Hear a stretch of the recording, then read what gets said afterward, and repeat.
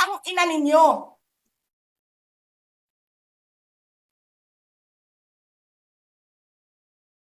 Sino ang corrupt? Yung mga congressman na yan na nag-hearing, anong sinasabi nila? Pagkatapos, pag na-off na ang mic, pag wala ng media, pasensya na kayo ha. Kailangan kasi namin ng pera. Mag-i-eleksyon na kasi. Pakisabi kay Sara ha. Hindi ko naman gusto tong ginagawa ko eh. Putang ina, hindi mo pala gusto ginagawa mo eh. Bakit mo sinisira pangalan ko? And where is the rule that says kapag may violation sa detention facility ay ililipat sa correctional facility? Ano yun? You make rules as you go along?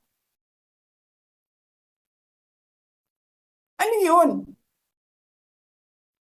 Di ba dapat sa demokrasya, there's a rule of law? And then they make rules as they go along? Kung ano lang, whatever pleases the speaker, get her out of the House of Representatives kasi hindi siya dapat nandiyan. Bakit? Pagmamayari niyo ba itong compound na ito? And then sasabihin pa nila sa akin na there is a threat to my life inside the batasang pambansa? Why is there a threat to my life? This is the most secured facility because nandito lahat ng mga spoiled brat sa ating bansa. Tapos, sasabihin pa nila, well, pabigat ka sa amin kasi kailangan namin dagdagan ang security mo. Bakit? Trabaho ba nila magbantay sa akin?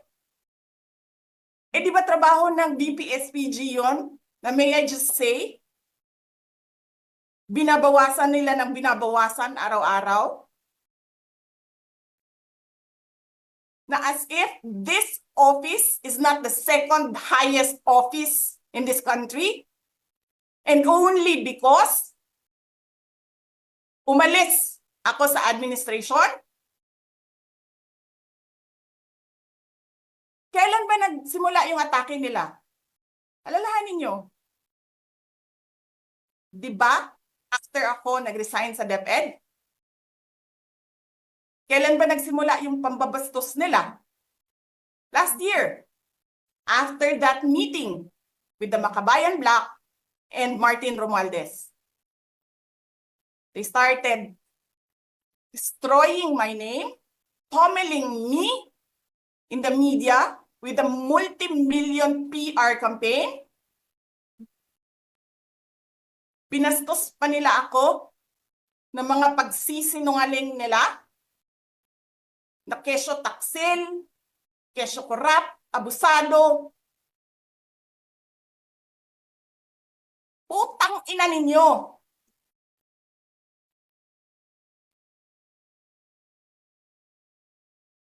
Sino ang korap? Yung mga congressman na yan na nag-hearing, anong sinasabi nila? Pagkatapos, pag na-off na ang mic, pag wala ng media, pasensya na kayo ha. Kailangan kasi namin ng pera. Mag-i-eleksyon na kasi. Pakisabi kay Sara ha. Hindi ko naman gusto tong ginagawa ko eh. Putang ina, hindi mo pala gusto ginagawa mo eh. Bakit mo sinisira pangalan ko? Joel Chua.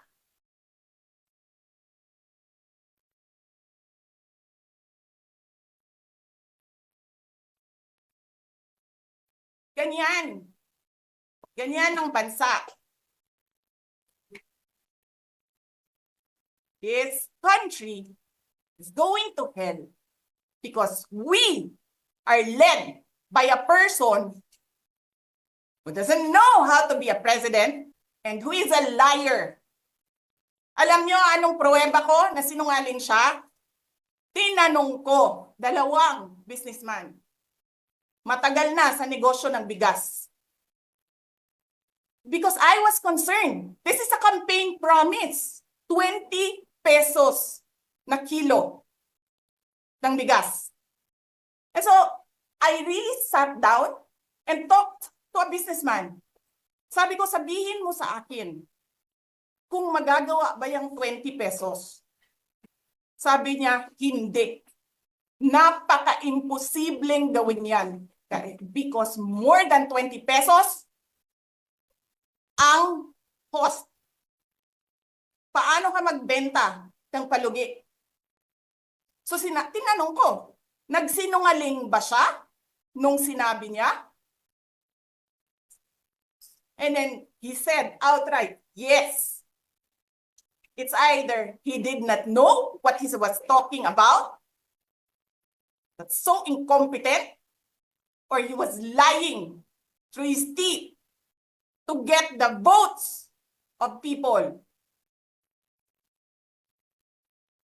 Putang ina ninyong lahat.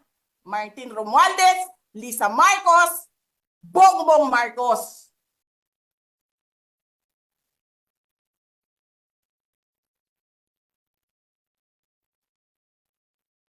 Ginigit-git nyo yung mga tao ko dyan sa envelope na yan. Lisa Marcos, naalala mo, nagpadala ka sa akin ng video? Sinabihan mo ako saan kukunin ang pera. Pinakita mo ang muka ng tao doon sa video message mo. Hi, Nikki. This is she's been working with us for the longest time. We trust her. You sent me written instructions about money. Millions a month.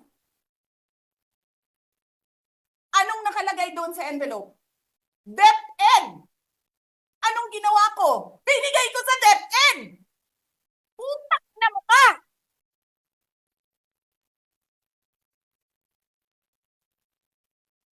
Wala ka ngang posisyon sa gobyerno, namimigay ka ng pera ng gobyerno eh.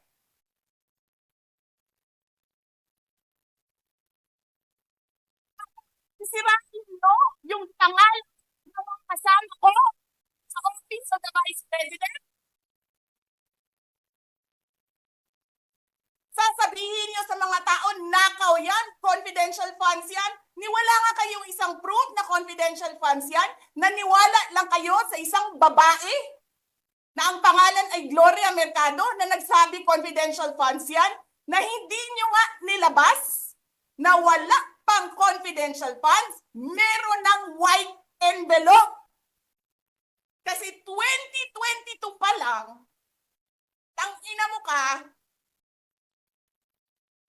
may utos na ng pera sa DepEd. Tapos kami yung nagsisinungaling? Nagpipigil ako eh. Kasi gusto ko lang magtrabaho. Gusto ko lang tapusin nyo na yung show ninyo dyan sa House of Representatives para makabalik na kami sa trabaho namin.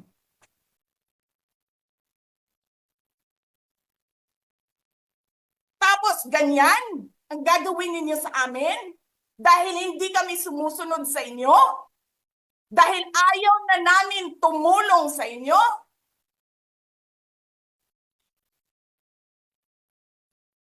Ganito gagawin ninyo?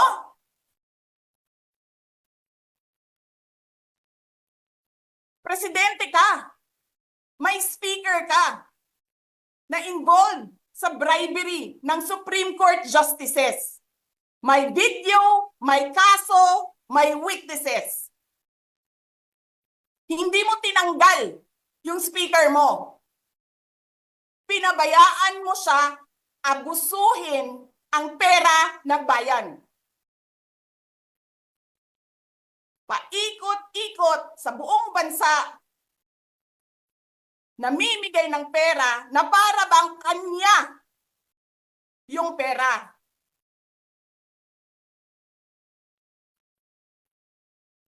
Eh di ba nga, lagi niyo sinasabi separation of powers? Anong trabaho ng legislative branch? Gumawa ng batas. Anong ginagawa ni Martin Romualdez? Nagdidirect ng DSWD, namimigay ng ayuda,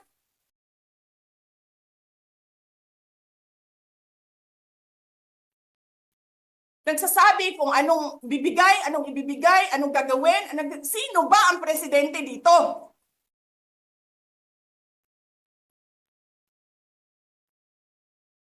Alam nyo, alam namin, mali ang ginagawa ninyo. Sinabihan ko lang mga kasama ko sa Office of the Vice President, pasensya na, sumunod na lang tayo para matapos na sila. Tapos ganito ang gagawin ninyo? Alam namin, walang contemptuous doon sa ginawa ni Yusek Lopez. Wala. Lahat ng tanong, sinagot niya. Pumunta siya. Maayos siya kumausap. And then sasabihin ninyo sa amin, bakit kami susulat sa COA?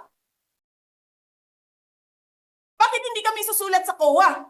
Hindi tapos ang appeal namin. Hindi tapos ang audit namin. Tapos buhaghag na ninyo tanan ang gisubmit namo sa COA?